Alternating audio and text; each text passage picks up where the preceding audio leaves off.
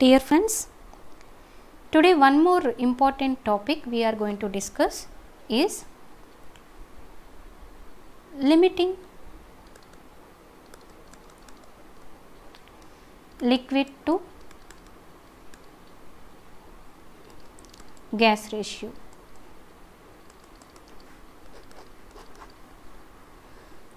So, if you assume an absorption operation which is happening inside an absorber, and assume that this is a counter current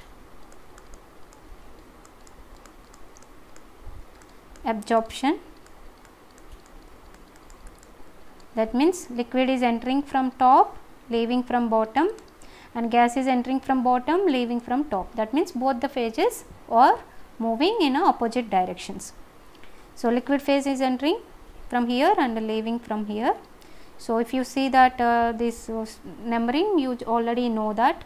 So, suppose if you assume this position 2 L2 X2 and similarly G2 Y2, and here if you see that this position as 1, so L1 X1 and this is G1 Y1.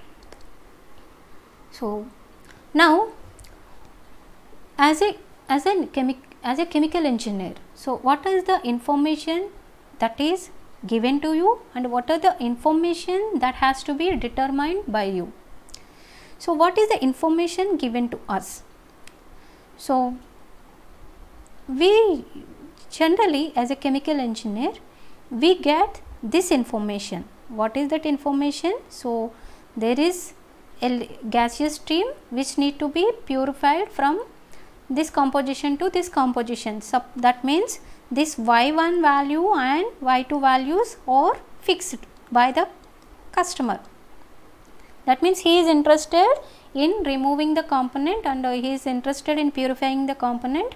So, he is interested to bring down the level from of pollutant from Y1 to Y2. That means Y1 value and Y2 values are fixed. And he also fixed this value, this is a G value, that means how much vapor phase is available, that means gaseous mixture. So, he also fixed this G value, that means G, Y1, Y2 values are fixed. Now, that G1 value, exactly that G1 value, that means feed mixture, okay, G1 value, Y1 value, Y2 value as mixed. And now, he also has some solvent. So, that solvent value will be the solvent composition also fixed because he has to treat that solvent, right. So, that X2 value is also fixed.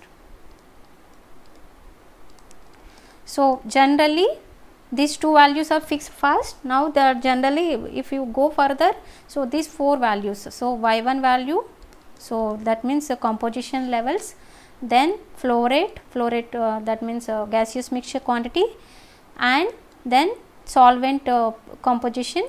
These are the information given by customer. Now, what we have to determine? So, what is the solvent required, how much solvent is required? So, that L value we have to determine, right, how much amount of solvent required. So, because he is giving that I have this solvent with a composition of so and so, that means he does not know how much he has to use. So, now your task is to determine how much quantity is required for the required separation. So, he is fixing his levels, that means I need to bring down some pollutant concentration from 0.5% to 0.2%. So, that means Y1 to Y2, right. So, I have this 100 moles of mixture and I want to bring down that pollutant concentration from 0.5% to 0.1% or 0.05%, right. So, he is giving his requirements. Now, our task is to determine the quantity of solvent required. Now, how can we do that? So, now to do that we already know the equilibrium operating line equation for absorption, counter current absorption. So, if you want to draw in terms of I will redraw this.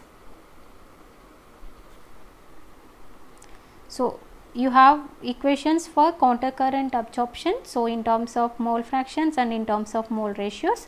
Suppose if I want to assume in terms of mole ratios, this is y versus small x, and similarly capital X, capital Y, right. So you have equations in terms of mole fractions and in terms of mole ratios.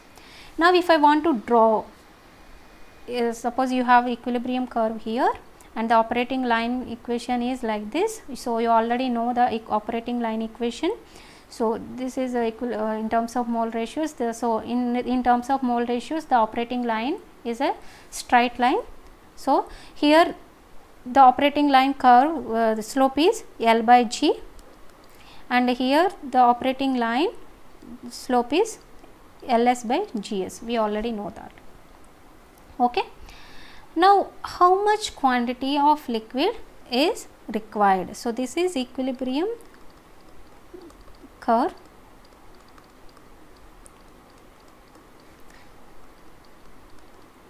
That means equilibrium, that is the curve based on equilibrium data, and this is operating line. So here also operating line you can say, operating curve you can say, because our L by G value keeps on changing, as we have discussed in the last lecture. Now how much is the value, like a minimum quantity, how can I determine? Okay. So if you want to, you can play, see already G is fixed, because we know that the G value is given by customer, right now.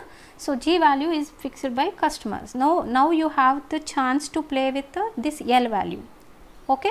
So that means you can do a trial and error method. That means you can do with 10 moles, you can do with 20 moles, you can do with 30 moles, you can do with 40 moles. So that means you can change this L value. Now how this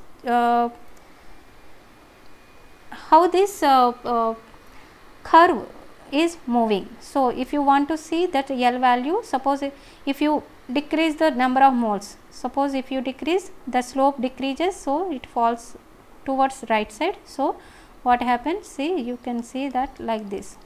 And if you further decrease the number of like solvent moles, so the slope value decreases, because L by G, suppose see this is L by G, if you decrease so this value, so the total L by G value decreases, right. So slope తగ్గుతుంది అంటే ఎలా అవుతుంది ఇక్కడ, slope, see this line, so falls towards x axis. So if slope increases, it moves towards y axis, right.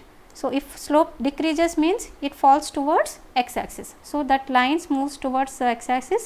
So it moves like this, it moves like this, and at one point of time this line intersects this curve. At one point of time this line intersects this curve.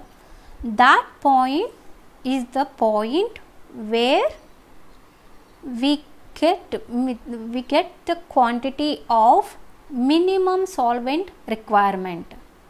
Okay, that means this is a L by G minimum. So this is the point where we get, this is like this is also called limiting operating line slope, that is L by G minimum. So what is the importance of this point? That means, see, this is the amount of solvent required below which the separation cannot be done. Okay, this L value, suppose if you further decrease, it crosses this line, right.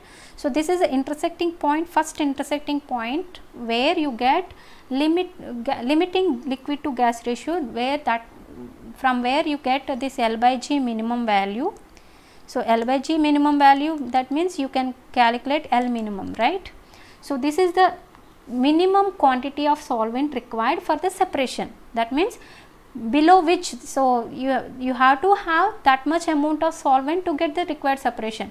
If you don't have that much solvent, you cannot get your required separation. Similarly, you can get this L by G, Ls by Gs also. You can move this line like this, you can move this line like this, So you can move this, and where it is intersecting the line, so that there where you can calculate L by minimum.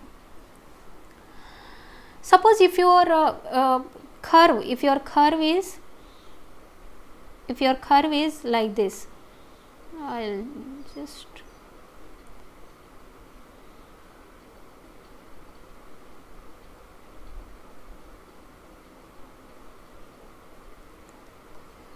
suppose if your curve is like this,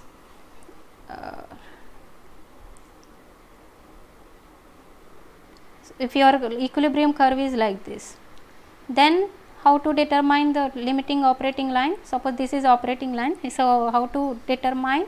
See, you just move down by decreasing the value L value. So where it is tangent, where it becomes the tangent to the curve, so that is called limiting operating line. So it should become a tangent. Tangent means you should just touch the right, it should touch the curve. So they should have a common point, both the equilibrium curve and the line, but they should have a single common point, then it becomes a tangent. So you just see, this is from here you can calculate LS by GS minimum. Okay. So this is called minimum solvent required. So you can calculate based on this, and then you can determine the actual amount of solvent required. See, you can suppose if two people are given the task, suppose a person says that I use 30 moles of solvent, and another person is saying 50 moles of solvent. Now if you want to analyze like whose proposal is feasible, then you have to determine the minimum solvent requirement. Suppose if your minimum solvent requirement is 40 moles, then the person who proposed 30 moles is not feasible. The proposal put by the person A is not feasible, because minimum solvent requirement is 40 moles and he is claiming that 30 moles, with the 30 moles he can achieve the separation. That means his claims are false. Similarly, the person who is claiming 50 mole, like a separation with 50 moles, it is feasible because the minimum requirement is 40 moles and his usage is actually he is proposing with 50 moles. That means his solution is feasible. So like in that way we can utilize this concept of minimum solvent requirement, and we can determine the solvent requirement and actual solvent requirement.